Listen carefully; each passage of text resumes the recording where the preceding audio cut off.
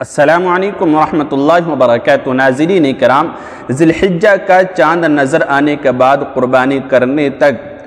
ناخن اور بال کاٹنے کو کیوں منع کیا جاتا ہے، اس کی کیا حکمت اور مصلحت ہے، یہی میں آپ کے سامنے ذکر کروں گا۔ اور یہ بھی ذکر کروں گا کہ اگر کوئی شخص قربانی کرنے والا ان 10 دنوں میں ناخن یا پھر اسی طرح سے بال وغیرہ کاٹ لیتا ہے تو اس کی وجہ سے کیا اس کی قربانی پر کوئی فرق پڑے گا، وہ ثواب سے محروم رہے گا یا قربانی ہی نہیں ہوگی؟ تفصیل کے ساتھ میں آپ حضرات کے سامنے اس پر روشنی ڈالنے کی کوشش کروں گا۔ دیکھیے، حضرت ام المؤمنین حضرت ام سلمہ رضی اللہ عنہا بیان فرماتی ہیں کہ رسول اللہ صلی اللہ علیہ وسلم نے ارشاد فرمایا، جب ذی الحجہ کا مہینہ شروع ہو جائے، یعنی ذی الحجہ کا چاند نظر آ جائے اور تم میں سے کسی کا قربانی کرنے کا ارادہ ہو تو وہ قربانی کرنے تک، چاہے پہلے دن یا دوسرے دن یا تیسرے دن، جب تک وہ قربانی نہ کر دے اس وقت تک، یعنی ان 10 دنوں میں وہ اپنے جسم کا یعنی کہ ناخن بھی نہیں کاٹے، بال نہیں کاٹے، کھال وغیرہ کا کوئی حصہ نہ کاٹے۔ اور یاد رکھیں کہ یہ حکم صرف ان لوگوں کے لیے ہے جو قربانی کرنے کی نیت رکھتے ہیں، جو اپنے نام سے قربانی کرتے ہیں۔ جن کی طرف سے قربانی نہیں ہوتی ان کے لیے یہ حکم نہیں ہے، اچھی طرح سے یہ بات یاد رکھیے۔ اور یہ حکم استحبابی ہے، یعنی مستحب ہے۔ اگر آپ عمل کریں گے آپ کو ثواب ملے گا، بے پناہ ثواب ملے گا، اور اگر آپ عمل نہ کریں گے تو پھر آپ کو کوئی گناہ نہیں ہوگا۔ اچھا، اس حکم کا مقصد کیا ہے؟ بال اور ناخن کاٹنے کو کیوں منع کیا جاتا ہے ان 10 دنوں میں؟ اس کی 2 مصلحتیں ہیں، 2 حکمتیں ہیں، 2 وجہ ہیں جو میں اس ویڈیو کے اندر آپ کو بتانے جا رہا ہوں۔ دیکھیے، پہلی وجہ یہ ہے، بعض علماء کرام فرماتے ہیں کہ ناخن اور اسی طرح بال وغیرہ نہ کاٹ کر یہ مشابہت ہے حاجیوں سے، کیونکہ حاجی لوگ جو حج پر گئے ہیں حج کرنے کے لیے، ان کے لیے یہ حکم ہے کہ وہ حج کے دنوں میں نہ بال کاٹیں، نہ ناخن کاٹیں، نہ کھال کا کوئی حصہ کاٹیں اپنے جسم کا، تو ان کے لیے یہ حکم ہے۔ تو پہلی وجہ یہ بیان کی جاتی ہے کہ جو حج کرنے نہیں گئے ہیں اور وہ قربانی کر رہے ہیں اپنے مقام پر، اپنی بستی اور گاؤں میں رہتے ہوئے،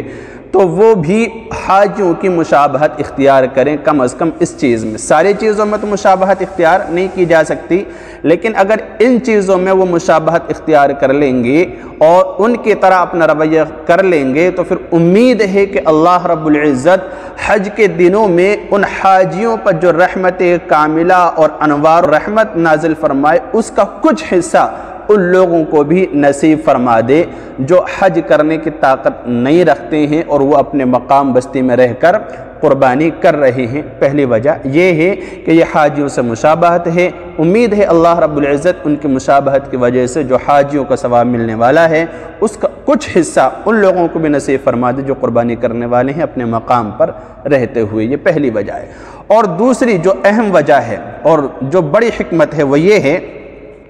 کہ قربانی جو ہے نا وہ در حقیقت جان کا بدلہ ہے۔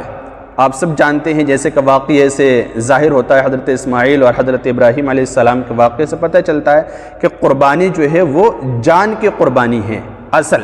اسی طرح شاہ ولی اللہ محدث دہلوی نے بھی اپنی کتاب کے اندر اس کو ذکر کیا ہے کہ اصل قربانی جو تھی نا وہ جان کی قربانی تھی، لیکن اللہ کی طرف سے آپ احسان سمجھیے، اللہ رب العزت نے نرمی کا معاملہ کرتے ہوئے جان سے قربانی کو ٹال کر ہٹا کر مال کی طرف منتقل کر دیا۔ اب جب مال کی طرف قربانی کو پھیر دیا تو پھر مال کے اندر ایک شکل تو یہ تھی کہ اللہ رب العزت صدقے کی صورت میں متعین کر دیتا ہے کہ بھئی عید کا جب موقع آئے تو کوئی بھی بندہ جس پہ قربانی واجب ہے وہ صدقہ اتنا نکال دے اور قربانی اس کی ہو جائے گی۔ لیکن اس صدقے کو قربانی کا متعین نہ کر کے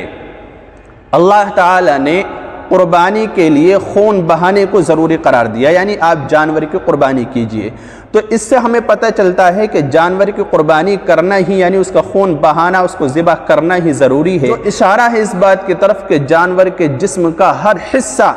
انسانی جسم کے ہر حصے کے بدلے میں قربان کیا جاتا ہے۔ اگر جانور کی گردن کاٹی جاتی ہے گویا ایسا ہے جیسے انسان کی گردن کاٹی جا رہی ہے، اور اس کے کھال اتاری جاتی ہے، اس کو ذبح کیا جاتا ہے، اس کے ایک ایک حصے کو الگ کیا جاتا ہے، خون بہایا جاتا ہے، تو گویا وہ ایسا ہے جیسے انسان کی جان لی جا رہی ہے اور انسان کو ذبح کیا جا رہا ہے اور انسان کی قربانی پیش کی جا رہی ہے۔ تو اصل جو قربانی تھی وہ جان کی قربانی تھی۔ اللہ تعالیٰ نے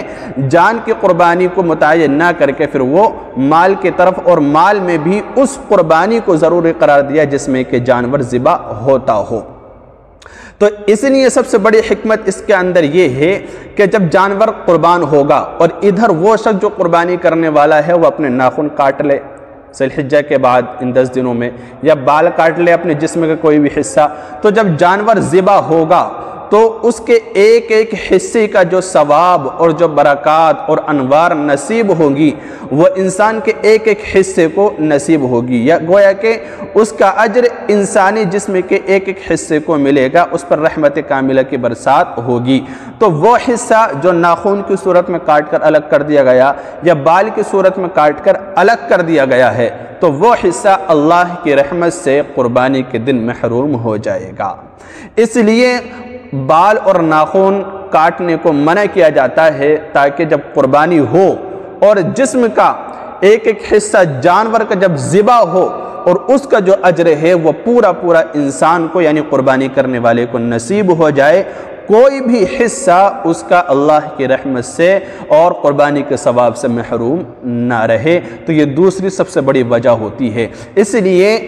قربانی کے دنوں میں اور اسی طرح سے ذی الحجہ کے جو 10 دن ہیں اس میں بال اور ناخن کاٹنے کو منع کیا جاتا ہے۔ لیکن میں نے بتایا تھا کہ یہ حکم جو ہے استحبابی ہے، اگر آپ اس پر عمل کریں گے تو اللہ رب العزت آپ کو ثواب مرحمت فرمائے گا، بے شمار اجر عطا فرمائے گا، حاجیوں سے مشابہت کا ثواب آپ کو ملے گا، اور اسی طرح قربانی کے جانور کے جسم کے ایک ایک حصے کا اجر جو ہے وہ اللہ رب العزت قربانی کرنے والے کو عطا فرمائے گا۔ تو یہ اس کی 2 بڑی وجہ ہیں، اور اگر آپ عمل نہیں کریں گے تو پھر آپ گنہگار بھی نہیں ہوں گے۔ اور جو لوگ قربانی کرنے والے نہیں ہیں تو ان کے لیے بھی بہتر اور افضل یہی ہے کہ وہ بھی ان دنوں میں اپنے بال اور ناخن کو نہ کاٹیں، لیکن اگر کاٹ لیتے ہیں تو کوئی حرج نہیں ہے، اور اگر وہ نہیں کاٹیں گے تو امید ہے کہ اللہ رب العزت ان کو بھی ثواب مرحمت فرما دے، اللہ کے رحمت سے کوئی بعید نہیں ہے۔ تو یہ وجہ ہے بال اور ناخن کو نہ کاٹنے کی۔ اچھا، اگر کوئی شخص بال اور ناخن کاٹ لیتا ہے کیا اس کی وجہ سے قربانی کے ثواب میں کچھ کمی واقع ہوتی ہے؟ تو دیکھیے، جو میں نے وجہ بیان کی دوسری، اس سے تو پتہ چلتا ہے کہ قربانی کے ثواب میں کمی واقع ہوتی ہے، یعنی جو ہم حصہ کاٹ ڈالتے ہیں اپنے بال کا اور ناخن کا، وہ حصہ قربانی کے ثواب سے اور حاجیوں کے ثواب سے محروم ہو جاتا ہے، اس سے تو اندازہ ہوتا ہے۔ لیکن قربانی فی نفسہ ہی اللہ کی بارگاہ میں قبول ہوگی، اللہ رب العزت اس قربانی کو قبول فرمائے گا، اور آپ کے اوپر جو ایک لازمی حکم ہے، آپ کے اوپر جو قربانی واجب ہے، وہ قربانی بھی ادا ہو جائے گی، اللہ رب العزت اس کو قبول فرمائے گا۔ اس لیے بہتر ہے، پوری بات کا خلاصہ یہ ہے کہ ان دنوں میں اگر آپ بچ سکیں آسانی کے ساتھ، بال نہ کٹوائیں، ناخن نہ کٹوائیں، اور اپنے جسم کے کسی بھی حصے کو آپ نہ کاٹیں، کھال وغیرہ کچھ بھی، تو پھر آپ کے لیے یہ بہتر ہے، اور اگر آپ کاٹ لیں تو بھی آپ کے لیے کوئی حرج نہیں ہے۔ اللہ رب العزت سمجھنے کی توفیق عطا فرمائے۔ السلام علیکم ورحمۃ اللہ وبرکاتہ۔